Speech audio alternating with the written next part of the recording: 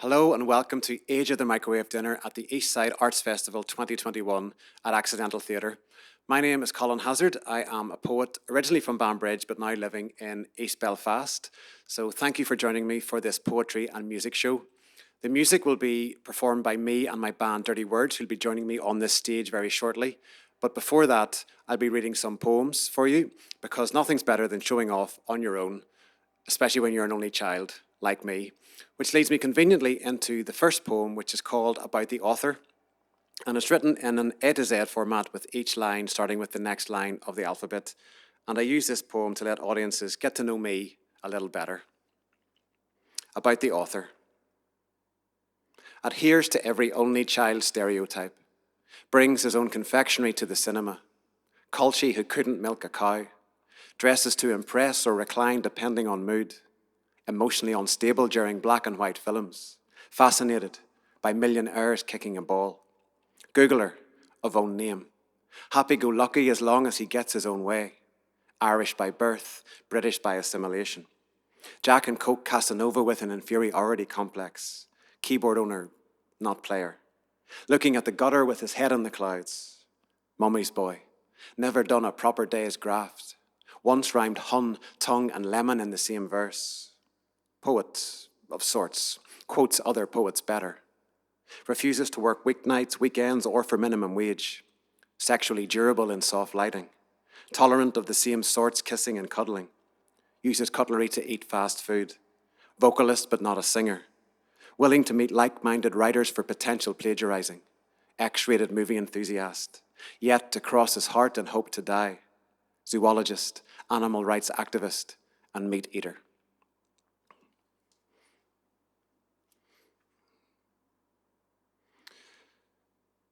So following on from that, a long time ago, I made friends with 25 letters of the alphabet.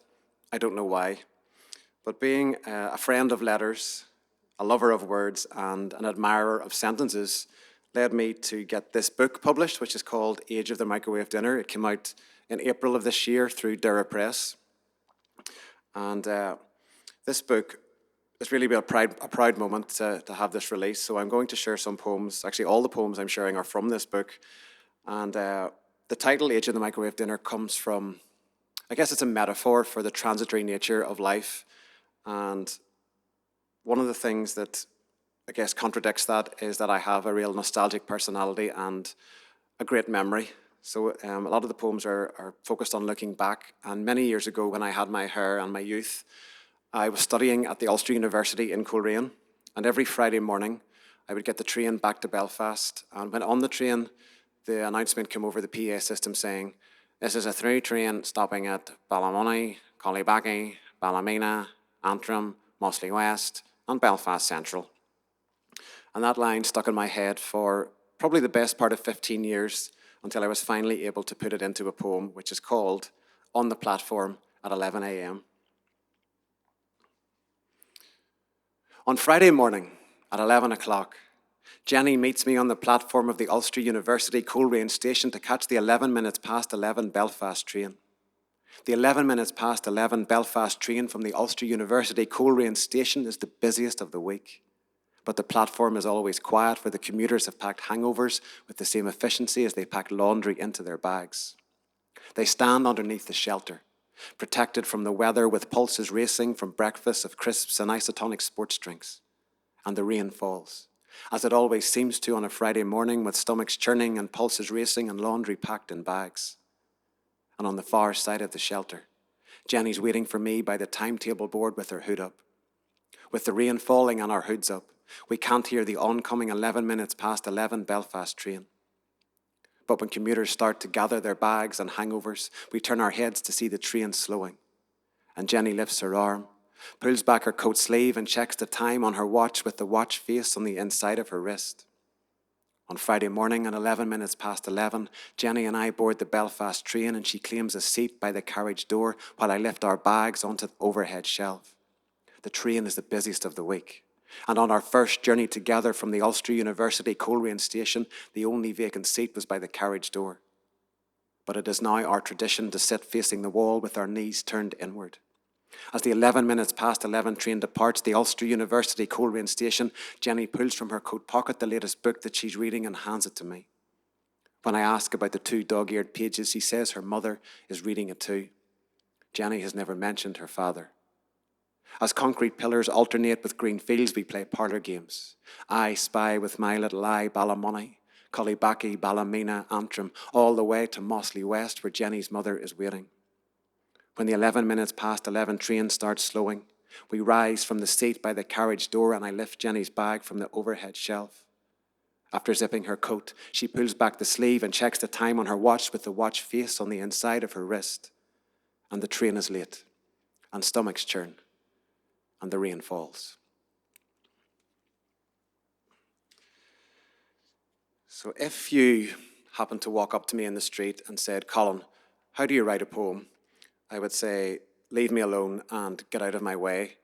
But if you happen to pay for one of my poetry workshops, we would probably end up talking about rhyme, one of the components of poetry. And in this next poem, I have tried to use as many lines, end rhymes and lines that rhyme with the title. And the title is Done Up Like a Kipper. Someday someone will marry Mick's sister. She's not the sort to end up a spinster. If truth be told, it's hard to resist her, and one wild night, egged on by a mixture of whiskey and wine, my young lips kissed her. Then I became a permanent figure, chasing her tail as a background figure, well aware I'd been wrapped round her finger.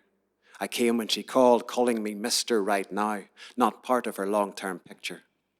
Yet each heartache by men who dismissed her brought a belief that I could convince her to see me not as someone who lifts her out of the blues, but someone to whisk her off of her feet. Oh, she was a trickster. The thought of it now could make me shiver. But I'm sure when the ring's on her finger, the husband will be some long-haired hipster from Liverpool Hope, where she learned Chaucer and scraped a pass from the jaws of failure. And I'll feel jealous, sombre and bitter, nursing my heart as well as my liver. For love's light starts to fade with a flicker, ends with a bang, a clatter and whimper, squeeze like a stool to drop in the shitter.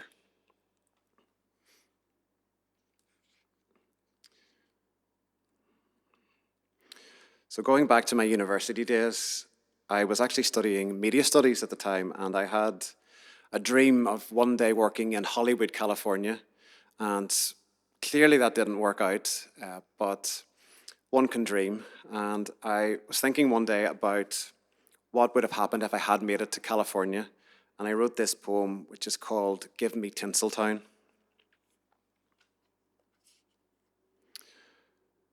How exciting it must be to use a clapperboard, to push a camera on a dolly, to breathe the stillness of ancient battles and alien planets before action, to have conflict, death and grief stopped on cue, to wrap a shoot and pass a film star in the car park, to drive home on palm tree-lined streets in a pink Cadillac with a bumper sticker saying honk if you something something. Just to think of it makes my heart flap like those palm tree leaves in the Pacific wind. What a life. You can have all the gin joints and all the towns and all the world if you give me Tinseltown on a string. But if someday, under studio lights, I catch drizzle from a rain machine, which starts a slow motion montage of people clutching pints, roads with paint around potholes, thick gravy, draft excluders, grannies asking, guess who's dead? I'll know, even with hope that my friends tell their friends they know someone who works in the Hollywood with 2 L's, but he hasn't gone up himself. The life don't amount to a hill of beans. Then just as the violins reach their peak, a clapperboard snaps, a scene is cut, and the plot thickens as I sprint lot to find the ruby red slippers. I guess that poem's about being a bit of a homebird. So when I first started writing poetry and reading poetry in public, I was very much a spoken word, a performance poet.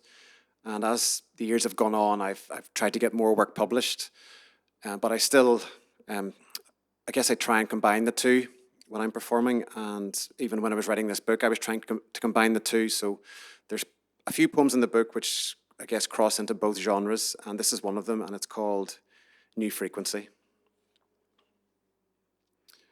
Imagine there was a magic frequency to which our minds could connect instinctively. They would automatically fine-tune like a radio, and each vibration in the air would only serve to let us know that we share the same humanity.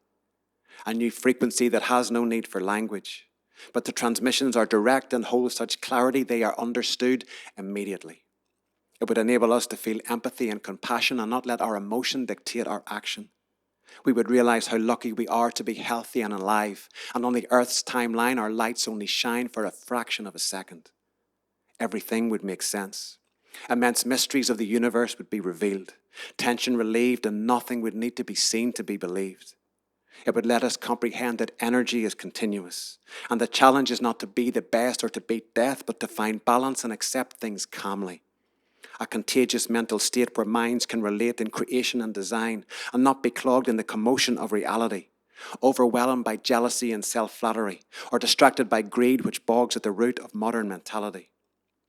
We search unconsciously for somewhere to combine, above the mundane and the all-too-common lunacy, to align the subconscious brain on a higher frequency, where war is not the tendency, where tragedy is treated with humility and not as potential conspiracy, where every human being speaks lovingly and eloquently, where kindness is a currency and there is no you and me, only a harmony of we, and everything we would ever need is there in the new frequency.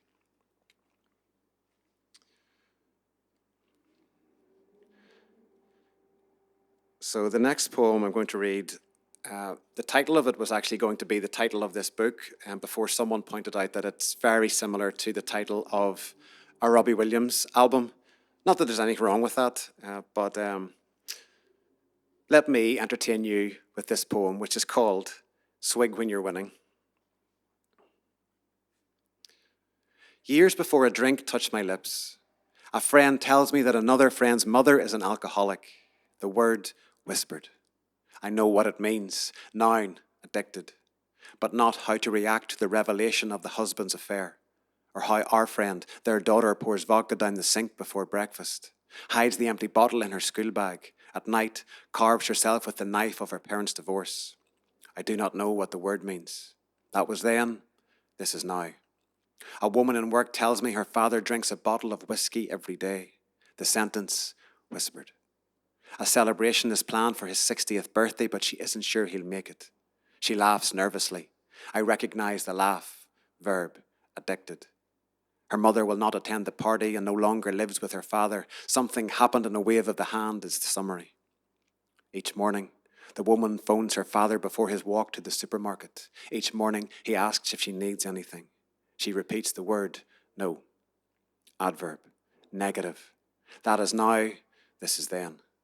A subtle finger points at a man in the pub whose brother plays professional football in Scotland. The name, whispered.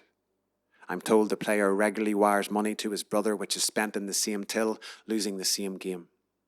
The family have begged for the payments to stop, warned that the money is toxic. I understand the inference, adjective, addicted. No one knows the origins of alcohol.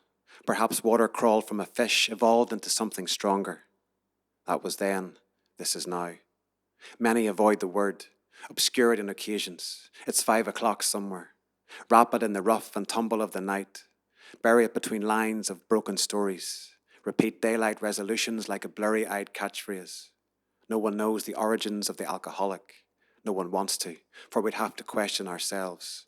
Pronoun, addicted, whisper it. And I'm going to follow up that cheery poem with a poem about death. And this is called When I Think Death is Coming. When I think death is coming, I leave the front door open. Not just unlocked, wide open. And he'll say, this is why he's dead. Tempting danger in a neighbourhood like this. In the hallway, he'll be expecting silence because that's how he usually finds you. But there'll be noise behind each door and he won't know which room to enter. In the kitchen, every appliance will be on. Washing machine, dishwasher, blender. All empty but doing what they're supposed to. And he'll be agitated by the unnecessary noise. In the living room, the TV will be at full volume with pizza boxes, beer cans, and newspapers scattered all around. And he'll say, this is why he's dead, polluting his mind and body for so long. In the bedroom, There'll be pillows and clothes stuffed under the duvet to resemble a body. And he'll say, this is why he's dead, still lying in bed at this hour of the day. But when he hauls back the cover and discovers he's been tricked, he'll get mad and bash open every door and check each hiding place.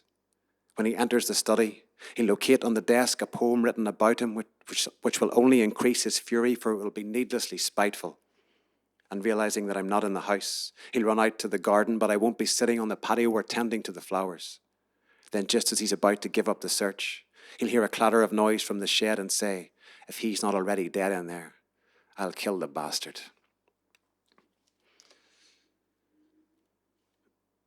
And now the final poem is arguably the best poem that I have ever written. And I say that because it was the runner-up in the Seamus Heaney Award for New Writing in 2018. And I actually sent in 2 poems for the competition, and one that I thought was really good and had a good chance of maybe making the long list or the short list or maybe even winning it. And the other one was this one, which I didn't think much of at the time, but clearly some people liked it. So it just goes to show how all these things are subjective. But without further ado, I'd like to read this poem, which is called A Storm Will Come. Because the mid-Atlantic air is wet and unstable, a storm will come. Because of the hemisphere and time of year, a storm will come. Because our island is acquainted with turmoil, because the seeds were planted upside down and the branches grew as roots, a storm will come. Because there is never a dress or glass slipper to fit, a storm will come. Because a red brick bungalow with an attic full of decades is not your desire, a storm will come. Because you are terrified of breadsticks and hummus, because your father is slowly giving up his fight, a storm will come. Because the moon somersaults through rosé wine, a storm will come. Because sleep is like silence after a punchline. Because the Iberian Peninsula holds too many mysteries. Because St. Judith has your looks but not your callousness. Because you are a coward, a storm will come. Because Guevara is dead and his motorcycle scrap. Because the war is lost and the trading route closed. Because the entrance to the abattoir is spread with perfume. Because I wrote love letters on the sand as you waited for the tide, a storm will come. And now I would like to hand back over to me and Dirty Words for some music. Hello again. As you can see, I've been joined on stage by Ashley Manners and Sinead Murray, and when our powers combine, we are Dirty Words. So the first song that we're going to do is based on a poem of mine called You're There Now, which is featured in the book. And this poem is kind of a turning point for me, as it was the first page poem that I had nominated for an award, which was the Seamus Heaney New Writing Award in 2017. And although it didn't win, I was still very honoured to be nominated, and I'm still very proud of this poem. So I hope that you enjoy our musical interpretation of You're There Now.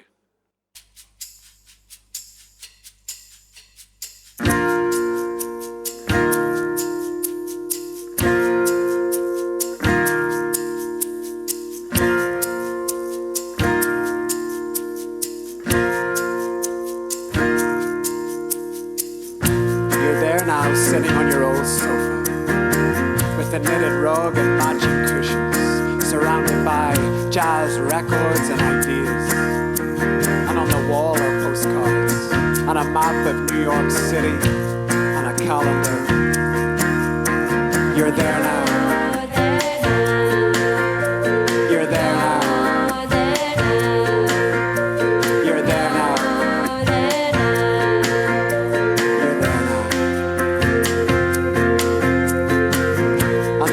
Bucket overflows with news, and the tea is brewed strong, and the teapot sits on a chopping board, and the room smells of vanilla and sometimes cheese, and the book on the meaning of dreams is missing. You're there now. You're there now. You're there now.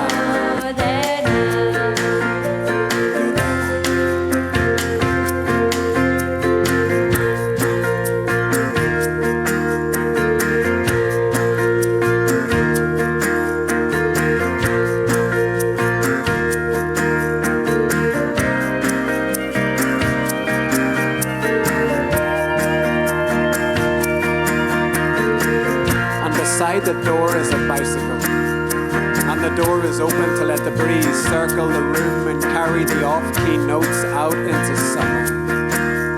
And on Friday, you'll relax in a warm bath of seaweed, carried in a sack from Connemara. And no one cares about any of this, except those who remember what love is. You're there now. You're there now. You're there now. You're there now.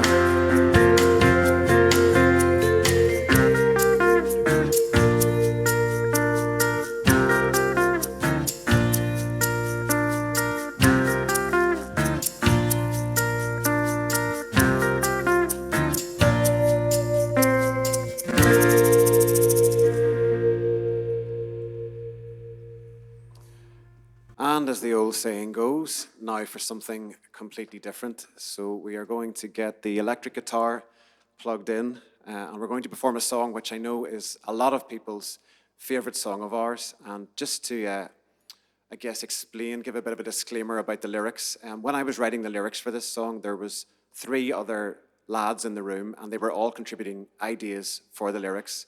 But then when we came to put the song out, none of them wanted to claim any credit or responsibility for it. And you'd probably understand why within the first 2 lines. This song is called There's a Lot of It About.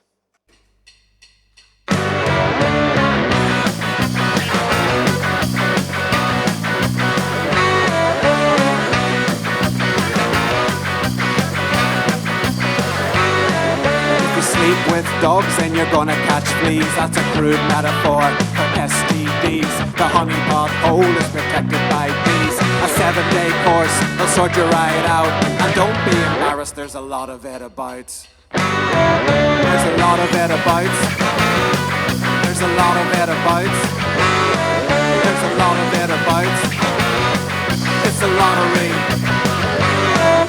Your credit card bill has gone through the roof. It was a wild weekend that you took last June. Go and divvy in the lappers on your mate's stag. Do you better burn that bill before the missus finds out. And don't be ashamed, there's a lot of it about.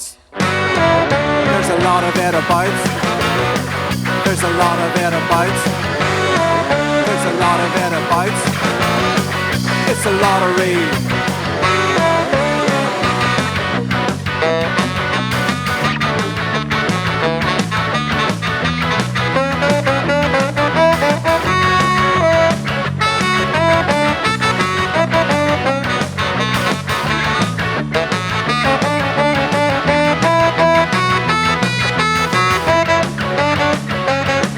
Was a one-night stand, now you're gonna be a dad.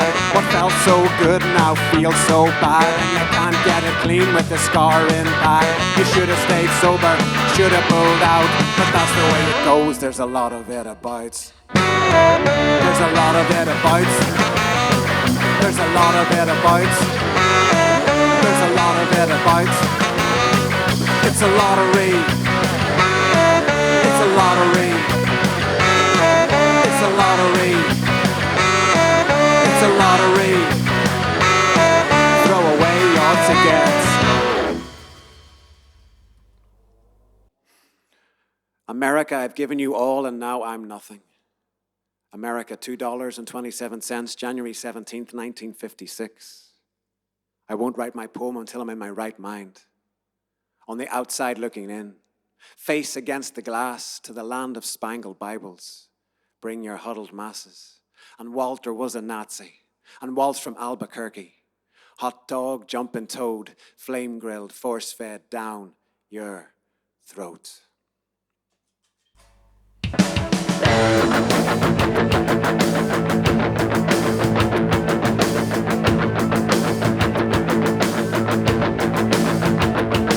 On the outside looking in, face against the glass. To the land of spangled Bibles, bring your huddled masses. And Walter was a Nazi, and Walt's from Albuquerque. Hot dog, jumping toad, flame grill force fed down your throats.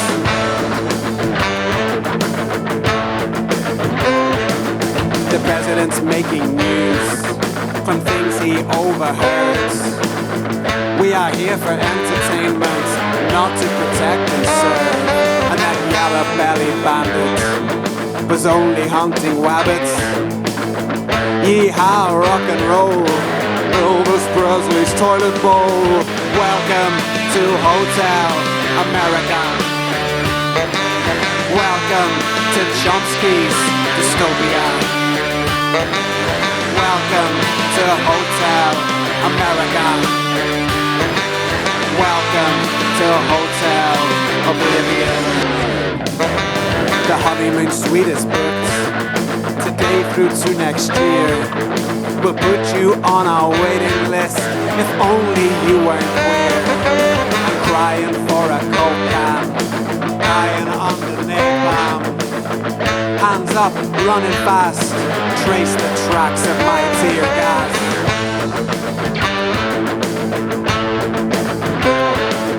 I'm Mr. Charlie Manson, Mr. Johnny Wayne. High school kids got slain.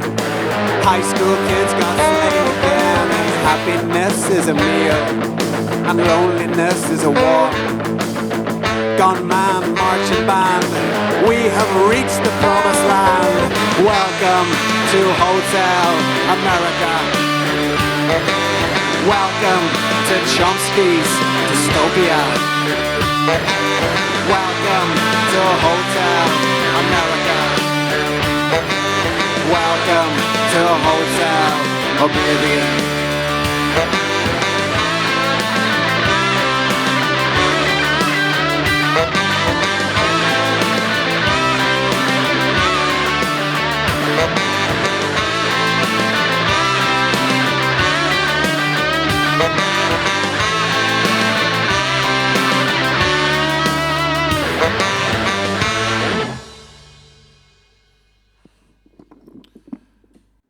That song was called Hotel America, and that song was written the same night that Ashley got a new guitar pedal.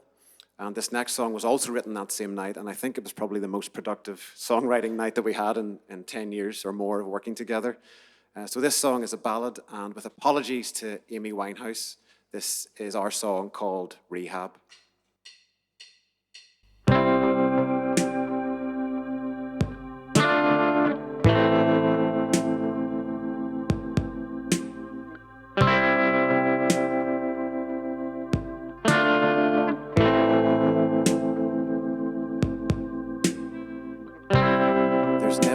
Time to say these things, but this is an unusual place to begin the final act of a second-hand romance in a slow dance with our friends at the back of the Last Chance Saloon, where the cost isn't close to the price.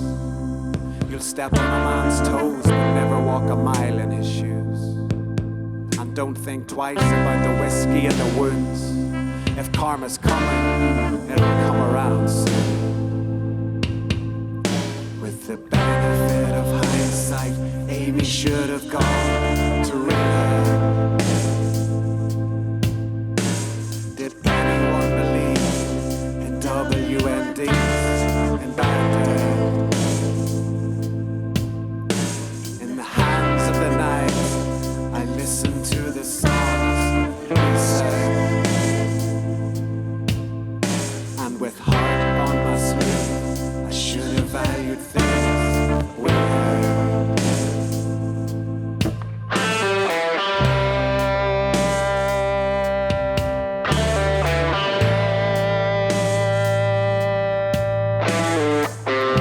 The party always starts with a corkscrew search, and it's true some saints never make it to church on a Sunday. Better things get in the way. We put the world to rights over a bottle of wine. Everything forgotten by the Monday morning lights. When you tiptoe through the rush, counting out change for the Stony Batter bus. Don't forget, I know the secrets you keep, as winter moves in and the leaves grow weak. With the benefit of hindsight, Amy should have gone to rehab. Did anyone believe in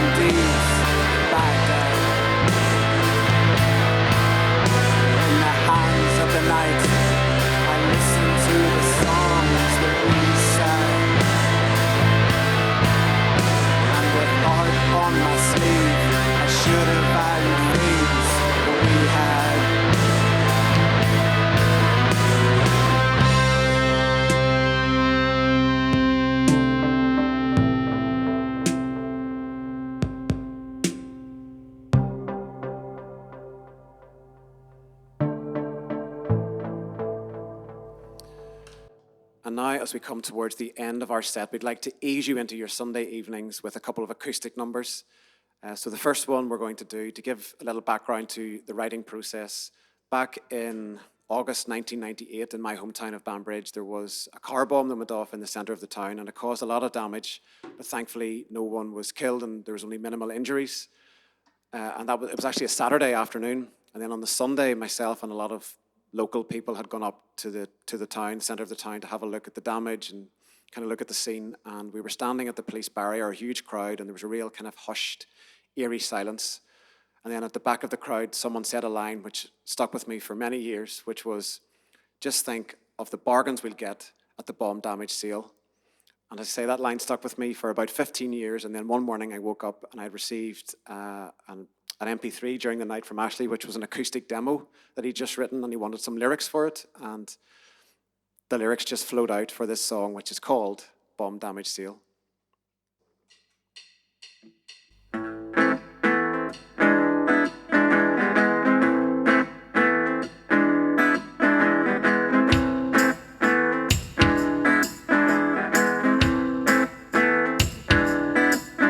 There's a bomb damage sale at Johnson's, a bomb damage sale at Houston's, a bomb damage sale at Dixon's, a bomb damage sale at Dresswell. T-shirts half price, trousers half price, trainers half price. Isn't it nice? The men with woolly faces are here to bring us savings. Roll up for a bargain or two. When glass and brick are raining, there's no point in complaining. Join at the back of the queue. There's a bomb damage sale at Johnson's, a bomb damage sale at Houston's, a bomb damage sale at Dixon's, a bomb damage sale at Dresswell. Blouses half price, ball gowns half price, blazers half price. Isn't it nice? Tune into the station in quiet anticipation for numbers and the names of the dead. Flowers on the railing, army on the pavement, marching for your safety again. There's a bomb damage sale at Johnson's, a bomb damage sale at Houston's, a bomb damage sale at Dixon's, a bomb damage sale at Dresswell. T-shirts half price, trousers half price, trainers half price, top hats half price, tracksuits half price, T-shirts half price, tutus half price. Isn't it nice? The men with woolly faces are here to bring us savings. Roll up for a bargain or two. When glass and brick are raining, there's no point in complaining. Join at the back of the queue. Roll up for a bargain or two. Join at the back of the queue. Roll up for a bargain or two.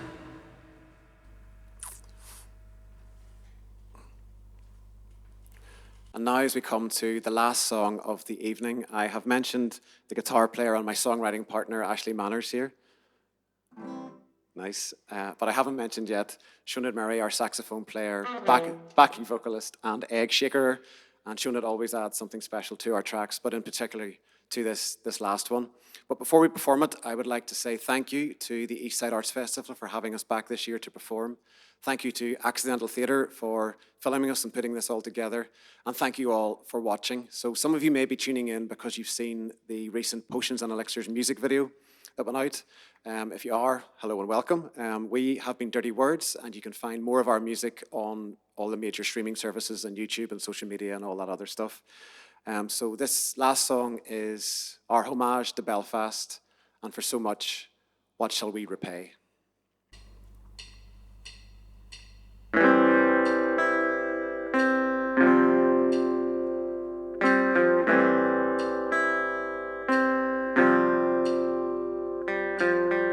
I was planted in earth that rests in shadow of either harp or crown. In the mouth of the sandbanks as the hourglass was turned. In a room of stickers half peeled on white plastic cupboards, and a pylon portrait framed in chamois sparkled window. A seed sown in bar and lanyon crafted brick and stone, where factory men in flat caps are photographs of our foundations. The tobacco scent lingers, linen mill relics now drinking dens.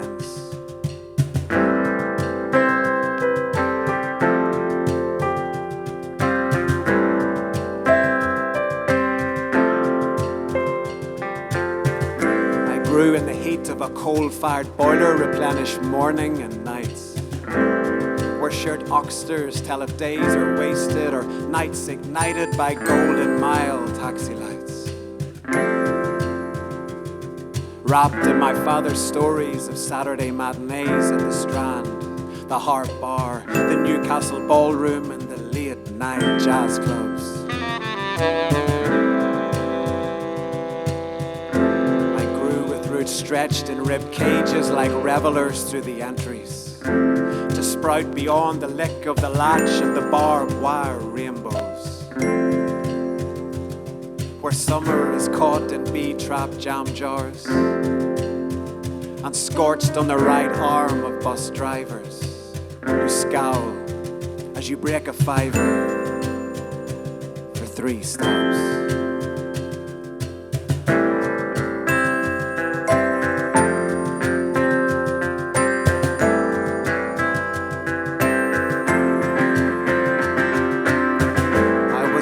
By rain that runs like Albert clockwork, jeered from clouds coloured ashtray grey to drum on rooftops, out of time and always in minor key. I was watered by 2 shades of lemonade, by froth and dregs of the pint glass, by potions and elixirs of gin palace pantheons, where water is siphoned from Silent Valley, and the waters of the shipyard flow with history to the raging sea that swallowed her prized creation.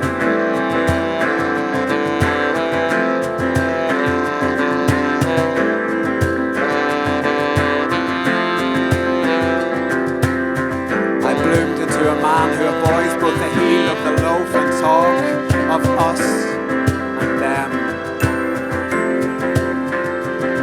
In botanic charity shop chic, between cathedral and graffiti, higher than smoke from 11th night bonfires, to see the universe beyond the Lambsdale and the Danders, beyond buildings who cried their windows in a burst of confetti, beyond the burdens and floodplains, beyond caves and rolling hills, over morass, Obel, Napoleon's nose. A poet of the moonlight, a soldier of the dawn who sees his reflection in shop windows and offers resolutions to the bedmen and girls, with the hourglass still counting. And for so much, what shall I repay? For so much, what shall I repay? Belfast, I am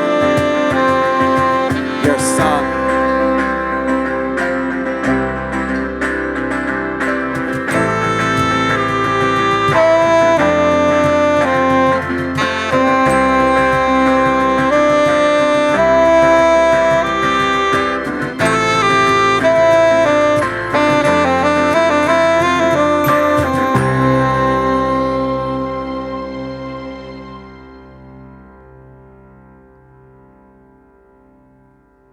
Thank you very much. Good night.